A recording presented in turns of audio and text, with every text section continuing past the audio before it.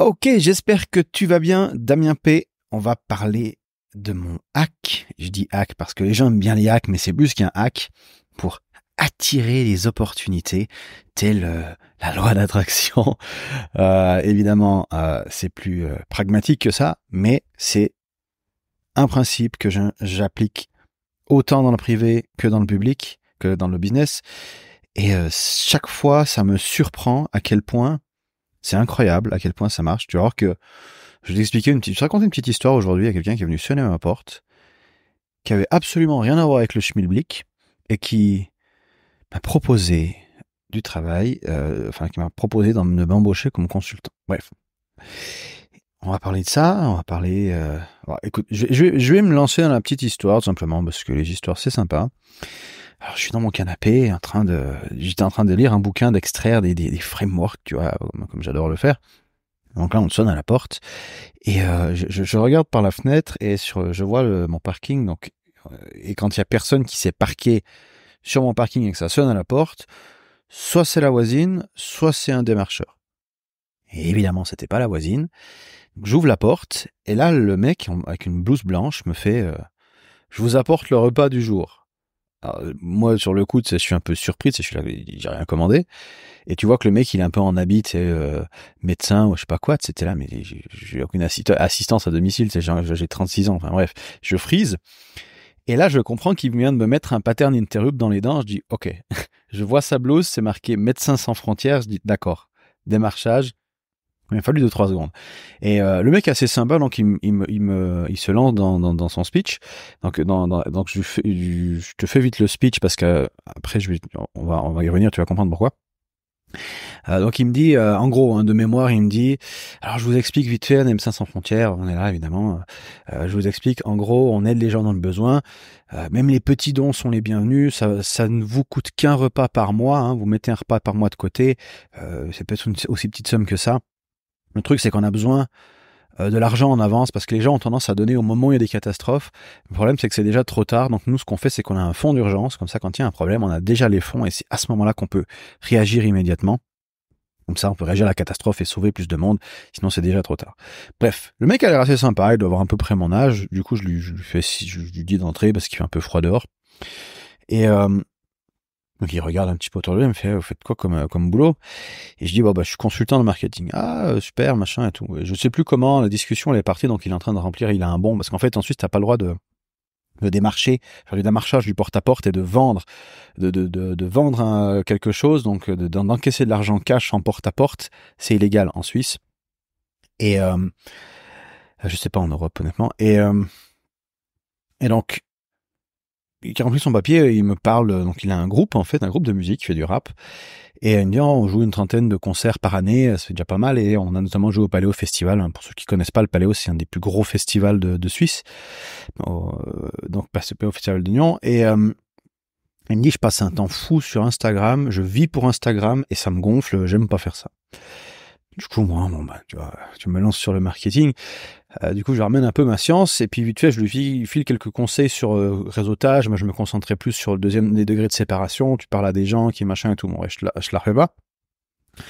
Je lui parle aussi de mon merveilleux framework sur la pensée stratégique de Charlie Munger. Hein, j'en parle en long et large. J'ai l'occasion d'en reparler. Le fameux Elementary Worldly Wisdom. Et si ça t'intéresse, va à la source le chercher pour Charlie Almanac, qui est aussi Seeking Wisdom, entre autres. Qui sont intéressants pour ça. Bref. Il a l'air de kiffer mon petit pitch, je lui montre mes process, mes checklists et tout, comme le bon vieux geek. Et puis on switch sur son pitch de vente. Donc voilà, je te disais que j'avais une raison pour laquelle je dis ça, donc on y est. Et il me dit, du coup, qu'est-ce que t'as pensé de mon pitch de vente? Est-ce que tu peux me faire un feedback? Je dis, si tu veux, avec plaisir. Alors je lui explique. Écoute, ta phrase d'accroche, elle est excellente. Moi, elle m'a bloqué. C'est un putain de pattern interrupt. Je lui explique le truc. Elle me dit, ouais, ça marche relativement bien en général. À part que des fois, des gens te claquent la porte au nez, mais bon, ça fait partie du métier. Elle dit, autrement, ça marche assez bien. Et je lui dis, par contre, après la suite, t'as fait plusieurs erreurs. Dans l'ensemble, j'ai entendu des bien pires pitchs, mais tu t'es trop perdu dans les explications en fait de comment vous faisiez le truc et surtout tu as attiré l'attention sur ce que moi ça allait me coûter, tu vois, genre je vais te donner de l'argent et je dois me sacrifier un repas. Tu sais, déjà je comprenais pas trop ton truc du repas, il disait tu mets un repas de côté et j'étais là, il m'a réexpliqué le truc, je comprenais toujours pas. Donc tu vois là pour moi il y a un souci. Et donc je dis voilà moi comment je ferais. Donc après ça se teste évidemment. Mais voilà comment je ferais si je devais pitcher, si je devais, tu vois, quand tu vas pour demander quelque chose. Et ça, là c'est une petite leçon marketing parce qu'on dit ouais mais si c'est moi qui vais demander un don, j'ai rien à offrir en échange. C'est faux. C'est mal comprendre les leviers même de la persuasion. Quand tu donnes quelque chose, quand tu offres quelque chose, tu t'achètes une bonne conscience, tu t'achètes un moment de plaisir. Quand tu donnes à quelqu'un qui a plus besoin que toi, tu as cette sensation de bien-être, d'avoir fait quelque chose de bien pour quelqu'un d'autre. Ça peut être un cadeau à ton neveu, ta nièce, ton fils, ta fille, peu importe. Ça peut être quand tu vois, moi j'ai beaucoup été en Asie, il y a des gens, enfin j'ai vu des trucs, c'est horrible, des gens dans la rue qui ont pas de bras, avec un bidon autour du cou. Alors souvent ils sont employés en plus par la mafia, mais derrière, enfin, t'es obligé de leur donner quelque chose, tu vois, ces gens-là. Et chaque fois que tu passes à côté, que tu donnes rien, ça te fait un pincement au cœur si t'es pas un sociopathe, tu vois. Et moi qui suis relativement peu émotionnel, je ressens ce truc. Donc chaque fois que je donne, même, je donne le reste de ma monnaie, tu vois. Et ça fait du bien, tu vois, ça fait du bien. Donc les gens s'achètent ce petit moment de bonheur. C'est un peu égoïste, mais c'est très bien. Il faut jouer là-dessus. C'est l'incentive, c'est le bénéfice. Et donc comment tu fais pour générer ce bénéfice? Eh bien, je dis, tu commences par une histoire qui t'a touché. Tu racontes une histoire qui t'a touché. Prends une histoire qui s'est passée proche, en fait. Parce que quand tu parles d'une histoire à l'autre bout du monde, alors ça peut émouvoir une petite fille qui a vécu la guerre et tout, mais c'est relativement déconnecté parce que c'est pas notre réalité. Et il me dit, ouais, il y a eu, on a dû aider durant le Covid en Suisse, là, dans la région, des personnes âgées. J'ai dit, voilà, ça c'est super, tu vois. Parce que la personne âgée, ça peut être son grand-père, ça peut être ton grand-père. Donc tu lui racontes comment, avec 40 francs suisses, vous avez pu aider une personne en particulier. Toi-même, tu as été aidé une personne qui t'a peut-être touché, tu as vu son visage face à votre générosité, tu as pensé à ton grand-père, ou je sais pas, bon, là je lui sors un peu une histoire, mais tu prends une histoire qui t'a vraiment touché, une histoire qui est sincère, qui vient du cœur, et tu lui dis, ben voilà, avec 20 francs, avec 30 francs, 40 francs, moi-même je donne 40 francs par mois, et ben je vois juste ces 40 francs qui ont pu aider quelqu'un qui avait besoin en fait de ça à ce moment-là. Et tu racontes l'histoire de ça, en fait. Vraiment une histoire qui t'a touché. Et du coup, tu penses à ça, tu dis, attends, ça peut être mon grand-père qui aurait eu besoin de ça. Et donc, du coup, on aurait pu aider mon grand-père parce qu'il est dans la région. Tu vois, on se connecte beaucoup mieux des histoires qui sont proches, même si elles sont moins sensationnelles, tu vois. Donc, tu commences par raconter une histoire comme ça. Donc ça permet d'illustrer le bénéfice, cette joie d'aider. D'accord? Donc, en fait, tu offres l'opportunité à la personne en face de toi de s'acheter un moment magique. D'accord? Comme quand tu offres un cadeau à ta nièce, par exemple. Et donc, ensuite, deuxième partie, tu enchaînes sur le nombre de personnes qui ont déjà donné pour mettre de la preuve sociale. Voilà, il y a X milliers de personnes. Bon, après que la semaine passée, on a eu X centaines de dons. On a récolté tant, etc. Moi-même, je mets tant par mois, tu vois. Ça, c'est vraiment de la preuve sociale et aussi de l'ancrage. Tu dis, ben voilà, moi, je mets 50. Je ne conseille pas de mettre plus de 50, il m'a dit d'ailleurs. Bref, parce qu'il veut pas que les gens mettent trop, puis qu'après ils abandonnent trop rapidement, ils arrêtent l'abonnement trop rapidement. Bref. Et donc du coup, voilà. Donc du coup, ça ancre. Tu vois, d'autres personnes le font, donc tu connais le principe de la preuve sociale. Et je lui dis, voilà, une fois que tu as fait ça, une fois que t'as élevé le désir, le problème c'est qu'il y a des objections qui viennent, et moi j'en vois là déjà deux. Donc la première, c'est de lui démontrer que son argent, il va pas partir dans la nouvelle Mercedes AMG du PDG, tu vois. C'est-à-dire, attends, voilà, sur 10, 20, 30, 40, 50, 100, 200, 500 balles que je donne, il y en a combien qui effectivement sont là pour aider? Donc tu donnes le pourcentage de distribution très rapidement, sans compliquer. Tu dis voilà, en gros c'est tant de pourcents, machin. On est quasiment que des bénévoles. Genre en 2 phrases, tu lui expliques que la majorité va personnel. Mais tu lui montres que évidemment pas le 100%, parce qu'il y a une structure à gérer et on essaie d'économiser évidemment le maximum pour ces gens, mais bref, très rapidement. Comme ça, tu lui montres que tu es de bonne foi. Ça, c'est la première objection. La deuxième objection, alors, la deuxième objection, c'est le prix, évidemment. C'est-à-dire, attends, mais donner de l'argent. Et là, en fait, ce qui est intéressant, c'est que les dons du style sont déductibles des impôts. Mais ce que les gens ne comprennent pas, c'est que c'est pas déductible des impôts sur le montant, sur tes revenus, c'est déductible sur la somme finale. Donc, ça veut dire que si tu n'achètes pas 10 000 francs d'impôts, sur l'année et que tu donnes 1000 francs, bah, tu peux déduire 75, donc 75% de ce que tu as donné. Donc, ça donnait 1000 balles, tu peux déduire 750 francs de tes 10 000 balles d'impôts. D'accord? Donc, en gros, tu payes 9250 d'impôts. Donc, c'est assez radical. Alors, en gros, tu lui expliques que sur les 1000 balles que tu donnes, mais en réalité, tu donnes 250 et l'État donne 750. Donc c'est un petit peu comme si tu voles aux impôts pour rendre au peuple. Tu vois, tu peux rigoler comme ça, t'es le Robin des boîtes. Tu fais un peu sur la petite conspi, comme ça, on est là. Donc les impôts donnent 3 fois plus que toi. C'est parce qu'on déteste donner aux impôts notre argent. Donc si on peut la donner à notre grand-papa à la place, bah c'est génial, tu vois. Donc du coup, tu peux conclure là-dessus. Après, après, il peut poser des questions, etc. Mais t'as un discours qui est relativement léger, tu vois, avec une petite histoire, et tu lèves les objections principales. Bref, on a une petite discussion comme ça. Moi, j'aime bien faire ça. Donc du coup, je tartine un peu ma science parce que je suis comme ça. Et donc du coup, bon, après la discussion, bon, moi, je signe un petit versement parce que je suis pas un crevard non plus, d'accord. Et puis je le raccompagne sur le palier. Et là, il se retourne vers moi. Il me regarde et il fait écoute, c'était super intéressant cette discussion, j'ai vraiment adoré. Donc j'avais mis mon numéro de téléphone sur le bulletin. Il fait est-ce que ça t'embête si je prends ton numéro et que je t'appelle un jour prochain, un de ces prochains jours de la semaine, pour t'embaucher comme consultant pour notre groupe pour définir une stratégie. Je m'attends vraiment pas, parce que c'est pas du tout ma cible, hein. Et il me demande ça, comme ça, il dit évidemment ça sera payé, t'inquiète pas et tout. Bon, déjà s'il voyait mes tarifs, je pense qu'il aurait un peu peur. Mais mon but, c'est pas de signer ce client, je vais vraiment pas le signer. Par contre, s'il m'appelle, c'est une personne, je me vois très bien devenir ami avec cette personne, qui a l'air très sympathique, et rencontrer des gens. Et voilà. Et où c'est que je veux en venir avec cette histoire finalement, tu vois, parce que bon, je te raconte mes histoires, je te raconte comment je suis extraordinaire parce que je donne de l'argent à un médecin sans frontières. Bon, bah, c'est pas humain, c'est pas surhumain de faire ça, j'entends, c'est pas la question. Le point central, c'est quoi? C'est que j'ai étudié des milliers de stratégies, je ne sais pas compter, mais pas mal de stratégies pour acquérir des clients, des stratégies marketing, pour convertir. Et quand on a notre esprit de marketeur, on est là. Il faut optimiser, optimiser, optimiser. Tu vois, on a en plus cette culture en ce moment, chaque minute doit être au service pour construire ton produit, pour faire avancer ta société. Et en réalité, je suis d'accord qu'il faut être productif, surtout si tu es en train de monter quelque chose, il faut mettre les heures. Mais ce que j'ai remarqué, c'est qu'en essayant d'être efficient absolument sur chaque minute de son temps, en réalité, on perd en efficience. Moi, les 80%, je dirais, de mes clients, mes gros clients, sont venus comme celui-ci. Bon, c'est pas un client, mais c'est des gens avec qui j'ai discuté, j'ai partagé, j'ai échangé des choses. J'avais aucun agenda, j'avais aucune autre intention que juste de passer un moment parce que je trouvais la personne sympa et on échange. Et qu'est-ce qui se passe? Bah, c'est les gens qui viennent vers toi te demander tes services parce qu'ils ont reconnu que tu as pu les aider et qui disent ah tiens, il y a une certaine valeur à apporter. Donc je vois bien l'intérêt que je pourrais avoir à bosser avec cette personne. Tu vois? Et donc simplement en étant comme ça, pas essayer d'optimiser, dire tu vois chaque contenu que je fais, chaque tâche, il faut qu'il y ait un ROI dessus, que ça me rapporte quelque chose. C'est une mauvaise manière de penser. Ça c'est vraiment un mindset. Tu vois, c'est le mindset de est-ce que je suis là pour prendre ou est-ce que je suis là pour donner.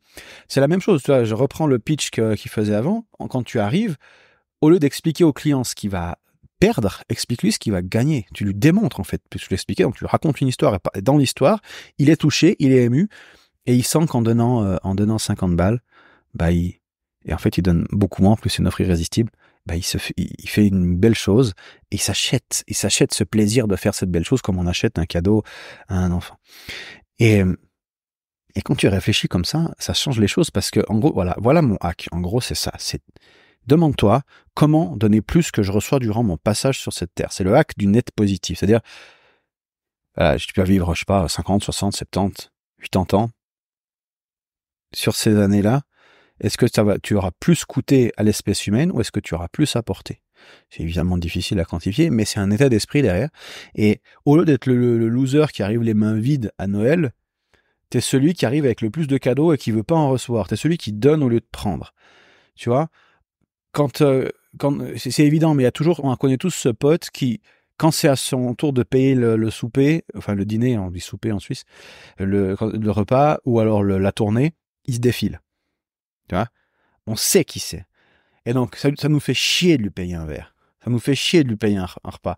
Pas parce qu'on n'a pas les moyens de le faire, mais parce qu'il n'y a pas la réciprocité. Et quand tu essaies de tout optimiser comme ça, tu te mets dans un état d'esprit de je fais pour gagner, je fais pour obtenir. C'est ultra démotivant déjà à titre personnel quand tu te lèves le matin. Enfin, essaie de rédiger un contenu en mode. Tu as sûrement déjà fait cet exercice. Tu te mets devant ton contenu et tu dis ok, comment faire des vues. Donc tu es dans un état d'esprit de prendre, tu vois. Et tu frises, tu bloques, t'es là putain. Alors que si tu dis ok, qu'est-ce que je peux donner? Tu vois, là, je me suis posé comme ça, je dis tiens, je vais raconter l'histoire que j'ai vécue ce matin. Là, on a discuté, je crois, facile 1h30, 2 heures. Et ça m'arrive rarement, mais la discussion était intéressante. Bon, bref, voilà. Et du coup, je vais raconter cette histoire-là, tu vois. Et peut-être que, je sais pas, cette histoire, elle va peut-être faire 30 vues, peut-être qu'elle va faire 30 000 vues, j'en ai aucune idée. Il y a plus de chances qu'elle en fasse 30 que 30 000 parce que là, si je la poste sur LinkedIn, je viens de commencer sur LinkedIn, là, donc il n'y aura pas beaucoup de vues, mais peu importe. Je la poste parce que je la trouve intéressante, et puis j'ai un petit message à donner avec ça, et puis ceux que ça touche, bah ça touche, et puis ceux que ça touche pas. Mais j'essaie d'apporter quelque chose. J'ai pas, quand j'ai rédigé cette histoire, je me suis pas dit, ok, comment je peux la structurer pour maximiser mes vues? Je pourrais sûrement optimiser d'autres trucs, mais moi, ce qui m'intéresse surtout, c'est d'arriver et d'avoir un impact. C'est de passer le maximum de mon temps à donner quelque chose, et ensuite je me concentre beaucoup moins sur l'optimisation pour gagner. Je me concentre plus sur l'optimisation pour donner. On le voit aussi dans le business. Qu'est-ce qui génère le plus de croissance? J'aime bien faire cette distinction. T'as d'un côté le marketing et de l'autre côté le produit. Ou alors d'un côté la distribution, de l'autre côté la livraison. Et donc la distribution, tout ce qui est marketing et vente, c'est de l'optimisation, c'est de la croissance à court terme. Et le produit, c'est de l'optimisation de la croissance à long terme. Et le long terme, c'est exponentiel, le court terme, c'est incrémental. Donc oui, ce qui marche le mieux, c'est de créer un produit de qualité qui délivre une expérience hors norme. C'est de penser comment je peux avoir un impact, comment je peux être utile. C'est ça qui provoque des vrais résultats. Et nous, en tant que marketeurs, on a envie de se dire, on arrive dans la société d'un entrepreneur, et on va faire des miracles, on va lui exploser son business, vas-y. Mais en réalité, c'est que le gros du travail, le gros de la croissance, il est fait par le produit. Voilà. Et donc moi, c'est un truc que je fais avec mes clients, c'est je l'éduque à ça pour qu'ils se focalisent davantage sur l'optimisation de son expérience client. Écoute tes clients, qu'est-ce qu'ils veulent, comment tu peux mieux leur donner, comment tu peux créer le meilleur produit possible plutôt que de créer le meilleur marketing possible. Comment tu peux augmenter l'impact, comment tu peux accélérer leurs résultats, comment tu peux accélérer leur expérience client, améliorer leur expérience client. C'est des questions qu'on se pose très très peu. Il y a très peu de monde finalement qui applique ce net positif ou cette stratégie de prééminence, comme l'appelle Jay Abraham, c'est de servir avant de vouloir vendre. Et comme il y en a très peu qui s'en servent, ben la voie elle est libre. Il y a un boulevard là, t'es en face de toi. Il te suffit de dire ok, j'oublie de gratter le rapace. Et je dis comment je peux donner plus. Puis après quand quand tu fais du scale, tu veux donner à l'échelle. Tu dis ok, comment je peux diminuer les ressources que ça me prend pour délivrer de la valeur. Pas pour gagner plus d'argent, pour délivrer plus de valeur. Je peux le faire à l'échelle, comme ça je peux toucher plus de monde, comme ça je peux aider plus de monde avec mon produit. Et du coup, tu as confiance, tu as envie de donner ce produit-là parce que tu sais que tu es en train de créer quelque chose de qualité et ça se sent. Et c'est cette énergie-là qui fait avancer les choses, c'est cette énergie-là qui te fait gagner de l'argent. Comme dit c'est Jeff Bezos, ou bien Red Allo, je sais plus, les deux je pense sont d'accord. Tu crées quelque chose qui t'inspire, quelque chose le mieux que ce que tu puisses faire, tu donnes ce que tu as, et l'argent que tu gagnes, c'est un accident. Et j'aime beaucoup cette vision. Tu vois, ça peut paraître un petit peu, je veux m'acheter une bonne conscience parce que je gagne des milliards et je veux parler. Tu vois, on peut le voir comme ça.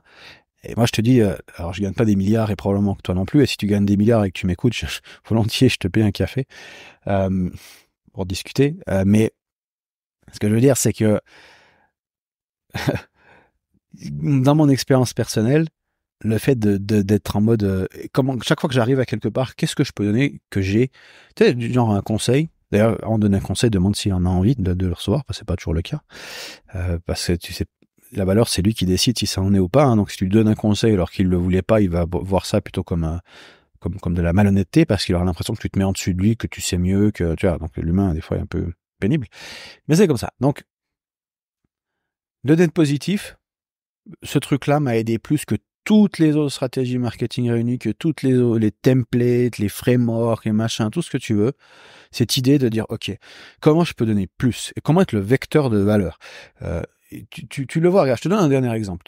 Quand on était plus jeune, ou peut-être que tu es encore jeune, mais écoute, je sais pas quel âge tu as, tu arrives en soirée, dans un bar, tu bois des verres, il y a tout le monde qui est là, dans son petit groupe, pourquoi tu viens t'agglutiner dans un endroit, boire des verres et rester avec tes potes, alors, et être entouré d'autres personnes à qui tu adresses pas la parole parce que t'as peu peur de parler à des inconnus. Pourquoi tu fais ça? Tu pourrais très bien, avec les mêmes groupes de potes, être tranquille à la maison. Pourquoi tu vas t'agglutiner dans un bar? C'est parce que tu veux rencontrer du monde. C'est parce que tu veux passer un bon moment. Donc tu viens chercher de la valeur. Les gens arrivent en mode « j'espère que la soirée sera bien ». Et là, tu arrives avec l'état d'esprit prendre. Et si tu fais l'exercice et que tu regardes autour de toi, tous les gens qui sont à la soirée, la plupart, ils tirent une tronche de 15 mètres de long. Les plus jeunes, ils sont sur leur téléphone parce qu'ils ont le cerveau cramé. Et t'es là, putain, c'est quoi ce merdier? Alors que si tu arrives en mode, moi je suis de bonne humeur, je donne la bonne humeur, je parle aux gens, salut, comment ça va, sans arrière-pensée, t'es juste à aborder les gens, tu rigoles, tu passes des moments avec, tu payes des verres, tu te poses pas de questions. Juste, on passe un bon moment, il y a des gens rencontrés moi j'aime bien quand j'arrive dans un endroit, je dis, il y a sûrement au moins une ou deux personnes dans cette salle avec qui on a des intérêts proches, des gens vraiment où on peut avoir une connexion ultra profonde, et mon boulot c'est de les trouver. Tu vois, parce que moi je suis pas quelqu'un qui aime attirer l'attention, avoir 40 000 personnes autour de moi. J'étais DJ à l'époque, j'aimais bien mettre le feu sur le floor, mais j'aime pas être le centre de l'attention. Par contre, j'aime rencontrer des gens, discuter avec des gens et trouver la profondeur. D'un coup, tu tombes sur une personne comme la personne que j'ai rencontrée aujourd'hui, avec qui tu as une discussion où tu peux échanger des idées. Tu vois, moi je suis quelqu'un qui aime échanger des idées. Si tu me vois en vrai, je parle comme dans ce podcast, je parle d'idées. Je parle pas de la voisine qui a fait ça, elle a étendu son linge, machin, et je sais pas quoi. J'en ai rien à foutre. Enfin, chacun vit sa vie, tu vois. Voilà, donc je suis pas dans le gossip, je suis pas dans même les événements, ce qui s'est passé dans le monde, ça me passe à des kilomètres au-dessus. Et ce qui m'intéresse, c'est parler des idées, tu vois, philosophie, mathématiques, physique, marketing, peu importe, les idées que je peux comprendre et utiliser. Et donc j'ai envie de trouver d'autres personnes qui aiment parler d'idées plus que de parler des événements ou des gens. Et qu'est-ce que je fais? Je donne simplement qui je suis, et puis ça filtre. Ceux qui trouvent de la valeur dans ce que je fais viennent naturellement vers moi, et ces gens-là, parfois, ils ont une opportunité pour moi. Voilà. Parce que je donne, parce que je partage ce que j'ai à partager, et je le fais sans me poser de questions, juste parce que j'ai envie de connecter avec des gens à qui je trouve qui ont de la valeur et qui voient la mienne. Et je sais pas, on peut parler de loi d'attraction, de ce que tu veux. Moi, je sais que cette stratégie-là, qui a l'air inefficiente sur le papier, parce que tu vois, comme aujourd'hui, j'ai pris 2 heures alors que j'avais d'autres choses à faire, mais j'ai eu un moment différent dans ma vie et je me souviendrai, j'aurai ce souvenir, tu vois, je veux dire, si tu zoomes, toutes les journées où je suis en train de bosser et que je fais rien d'autre que bosser, je vais les oublier. Alors que ce moment où il y a cette personne qui est venue chez moi aujourd'hui, je vais m'en souvenir. Donc, tu vois, des fois, faut accepter les imprévus, même souvent, et suivre un petit peu tu vois, un petit peu par hasard les choses, et laisser les hasards se faire. C'est assez intéressant ce qu'il en ressort. Voilà. Donc, le hack du net positif, le principe de prééminence, partager, donner plus sans chercher en retour, c'est valable en création de contenu, en création de produits, c'est valable dans la vie de tous les jours avec chaque personne qu'il y a dans ton entourage, chaque personne que tu rencontres. Quand tu abordes un inconnu dans la rue, tu dis, OK, comment je peux rendre sa journée meilleure? Ça peut simplement être un petit sourire. Tu souris simplement et il sourit en retour, tu vois. Ça peut être des choses comme ça, c'est de la compassion, des trucs tout bêtes, c'est évident. Enfin, je suis pas en train de t'apprendre la vie, tu vois. Mais c'est des trucs comme ça, moi, je le fais de manière très égoïste. C'est ça que je veux dire, c'est qu'à quelque part, c'est très égoïste parce que je m'achète des opportunités, je m'achète des bons moments. Et quand je vois beaucoup de monde évoluer, je me dis, mais vivre leur vie, je me dis, mais ils n'ont pas compris cette idée de base. Ils passent leur temps à pester, à dire que les riches sont méchants, que tout le monde est méchant, que ici ils sont... C'est horrible quoi d'être dans leur tête, tu vois ce que je veux dire? Et ils sont là en mode ouais, je paie trop d'impôts, bah oui, bah voilà, bah moi aussi. Mais le truc c'est dire tu peux t'enfermer là-dedans, ou alors tu peux dire bon bah ces impôts que je paye, ça me permet de vivre dans un beau pays Ça me permet, voilà, même si je suis pas toujours d'accord avec tout. Mais tu vois, on habite en Suisse. Enfin, moi, j'habite en Suisse. Je veux dire, on est dans les meilleurs hôpitaux du monde. On a des super infrastructures. On peut parler d'être dans un pays. Voilà. Enfin, je sais pas. Moi, je trouve qu'il y a pire comme pays. Il y a des pays, tu vois. Enfin, j'ai voyagé. Tu te rends vite compte quand tu voyages un peu. Il y a des hôpitaux dans lesquels t'as pas envie d'être. Tu vois. Tu vois ce que je veux dire. Donc voilà, voir quand tu te focalises sur contribuer plutôt que d'essayer d'être rétribué, il y a un shift qui s'opère. Je saurais pas expliquer exactement pourquoi ni comment, mais des clients que j'ai signés, enfin, je vais vraiment terminer là-dessus parce que en termes de business, les clients que j'ai signés sont des clients que j'aurais jamais pensé signer. Si je réfléchis juste en mode, je prospecte vers quelqu'un, lui, je le prospecte pas, il est trop avancé pour moi, ou c'est un client, je veux dire, j'ai aucune légitimité pour enseigner ou faire quoi que ce soit avec cette personne. Alors qu'à la place, je me contente de donner, de partager un bon moment, de dire, ah ben tiens, là, tu vois, je lui donne un de conseils, et la personne se dit, ah en fait, c'est super smart. Est-ce que ça t'intéresse qu'on bosse ensemble, que tu m'aides là-dessus? Et je suis chaque fois surpris parce que je dis, ok, j'aurais pas pensé que cette personne voie de la valeur chez moi. Et c'est assez rigolo, mais c'est comme ça que je signe mes plus gros clients systématiquement. Alors maintenant, je suis un peu moins surpris, je commence à avoir l'habitude, mais l'astuce, c'est de le faire sans attendre. Parce que si tu es en mode je fais ça pour qui ensuite obtenir ça, ça se sent et après tu es aussi déçu. Non, c'est juste tu partages un bon moment, ça te permet de connecter avec des gens que tu apprécies. Si t'aimes pas la personne, tu l'envoies se faire foutre, peu importe qui c'est. Et tu connectes avec les gens avec qui ça match. Et qu'est-ce qui se passe? Eh ben, des fois, ça donne des collaborations super intéressantes. Et puis si c'est pas le cas, ça donne quand même des bons moments. Voilà. Je te laisse sur ces merveilleuses paroles, un petit peu podcast en mode bisounours aujourd'hui. Pourquoi pas, hein. Donc si tu as apprécié, j'ai newsletter damienp.com, le site, tu peux te connecter, des articles de blog, tu peux regarder un peu mon travail, d'autres podcasts. Et comme ça, tu manques pas les prochains épisodes, tu manques pas tout ce que je fais. Je suis en train de préparer quelque chose en ce moment, j'en dis pas plus.